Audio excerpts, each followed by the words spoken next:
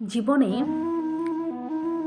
সাফল্য অর্জন করতে হলে মোটামুটি বেশি কিছু নয়, কিছু জিনিস মাথায় রাখতে হয়। আমি লাভলি মাহি চ্যানেলে এরকম প্রচুর মোটিভেশনাল ভিডিও আপলোড করেছি। তোমরা হয়তো দেখলে পুরোটা বুঝতে পারবে।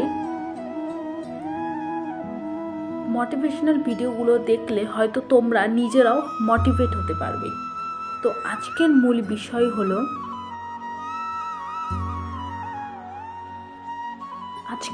বিষয় হলো ভুল সিদ্ধান্তকে ধীরে ধীরে ঠিক করা। জীবনে সাফল্য অর্জন করতে হলে একটা সাফল্য, যেটা একটা মনে হয় গাছের একদম উপরে, গাছের একদম শেষ যে স্থানটা, সেটাই হলো সাফল্য ভেবে নাও।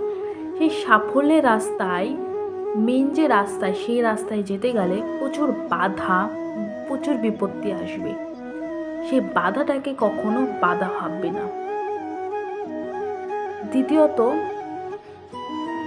কখনো যদি দুঃখ, কষ্ট বা দুর্দশা আসে জীবনে, সেটাকে কখনো দুঃখ হিসেবে ভাববে না। তৃতীয়ত, যদি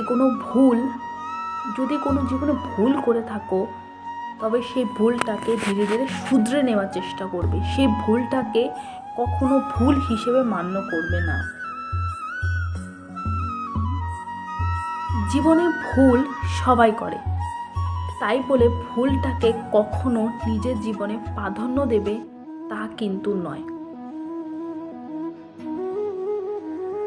ভুল তোমার জীবনে হয়তো কোনো কিছু বুঝিয়ে দেবে, না তোমাকে একেবারে ভেঙে দেবে। ভুল জীবনে করা ভালো, কিন্তু অতিরিক্ত নয়। একটা ভুল তোমার জীবনে একটা বড় পরিবর্তন ঘটাতে পারে, হয়তো সেটা তোমরা নিজেরাই কোনোদিন অনুভব করতে পারোনি। একটা ভুল তোমার জীবনে অনেকটা শিখরে পৌঁছে দিতে পারে।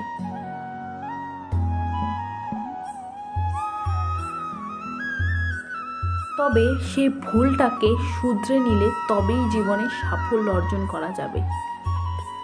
যদি কোনো ভুলটাকে কখনো প্রাধান্য দিতে থাকো জীবনে, তাহলে সেটা কখনোই সারা জীবন তোমার জীবনে প্রাধান্য হয়ে থাকবে না।